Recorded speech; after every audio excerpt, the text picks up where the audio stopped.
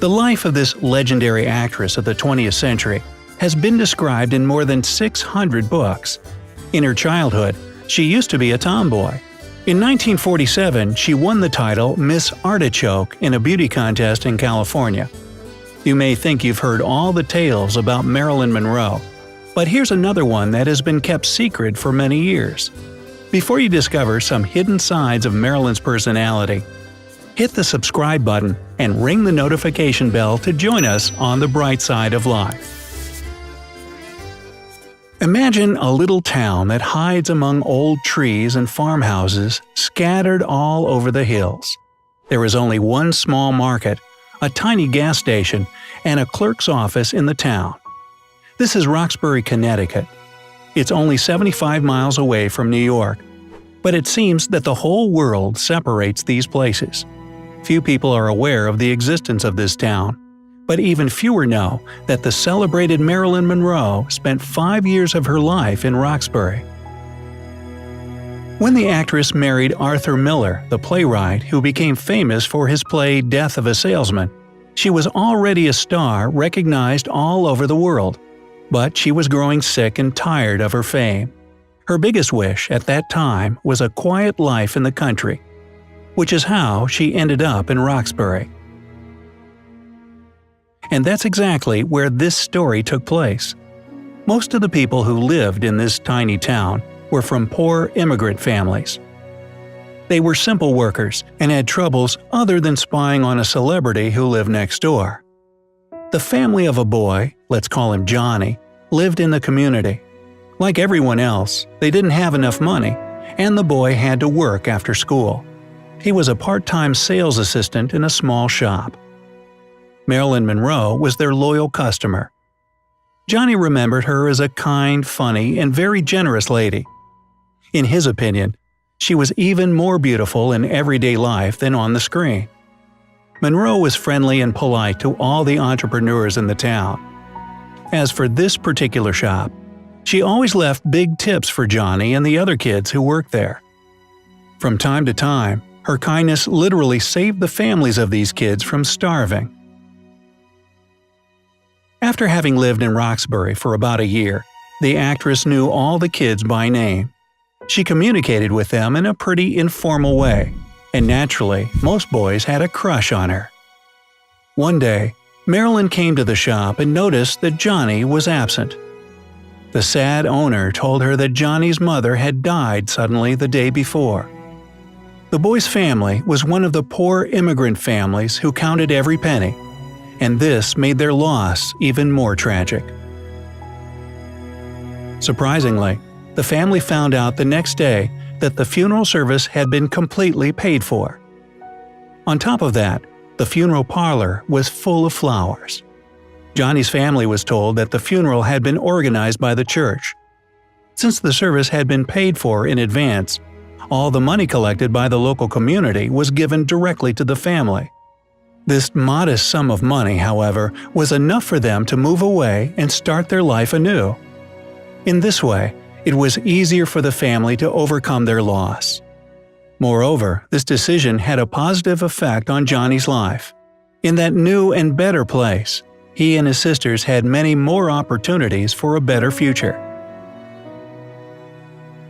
Johnny's family didn't think too much about that difficult time and the unexpected but timely help. Only decades later did they find out that Marilyn Monroe was involved in their story.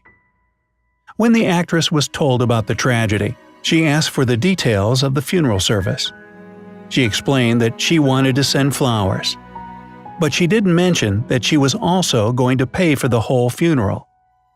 She went to the funeral parlor in person and, after giving the money to the owner, she made him promise that nobody would hear about her participation. She also got the address of the church where the funeral mass was going to take place. After that, Monroe visited the church to see the priest. The man was so impressed by his guest that he recorded her visit in the church register book. That's how, many years later, the family of little Johnny discovered that Marilyn Monroe took part in their life. Along with this information, several other facts came to light. It turned out that at approximately the same time, the actress made a substantial donation to the local church school. It was mostly poor children from the families of immigrants who attended the school. The money from Marilyn Monroe helped many kids to get an education. In fact, the majority of local inhabitants either knew or guessed about the kindness of the actress. But the family of Johnny had left town, and therefore discovered the truth much later. They were all devastated that they didn't get to know the story earlier when the actress was alive. There's no hard evidence that this story happened. But think of this. The public image of Marylin differed dramatically from her true personality. And even those bits and pieces we know about her nowadays don't completely reveal what kind of person she was. The actress was much kinder and softer than her contemporaries used to think. She loved animals and, as you see, cared deeply about people. Her first husband, James Doherty, once told a story that confirmed Marylin's compassionate nature. The actress tried to bring a cow into their house because it was pouring with rain outside and she wanted to get the animal out of the rain. Monroe was much unhappier than her smiling pictures showed. The actress grew up in an orphanage and foster homes. During her short life, she changed her address more than 50 times. She desperately wanted to have a home of her own. When she married Arthur Miller, she told the man about her dreams.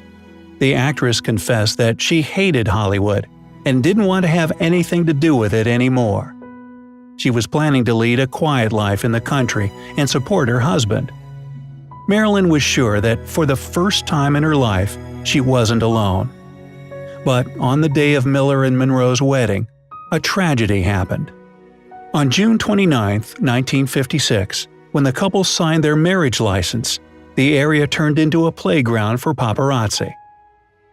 One of the cars following the newlyweds was speeding along the curvy country roads a little bit too quickly, and the driver couldn't control the car.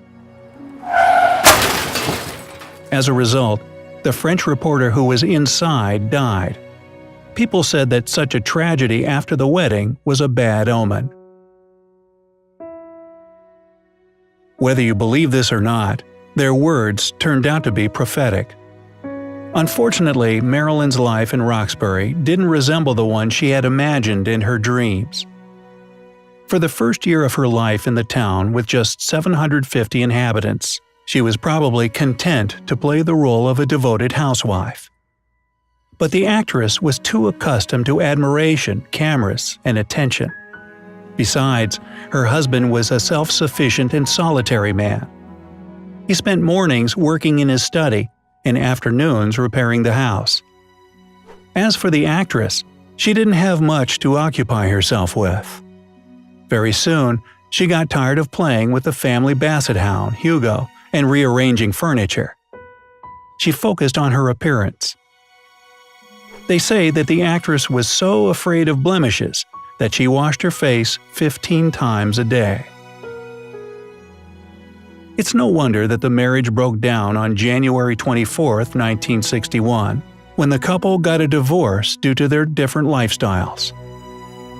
Marilyn Monroe and Arthur Miller had been married for less than 5 years. The playwright married photographer Inga Morath just 1 month after the divorce. As for Marilyn, her life came to an end 19 months later, on August 5, 1962, in her new home in Los Angeles. Her death remains as mysterious as the life of this outstanding woman. So, do you know any facts about Marilyn Monroe which aren't widely known? If so, write about them in the comment section below. Remember to give us a thumbs up, share this video with your friends, and hit the subscribe button. This way, you'll instantly move to the bright side of life.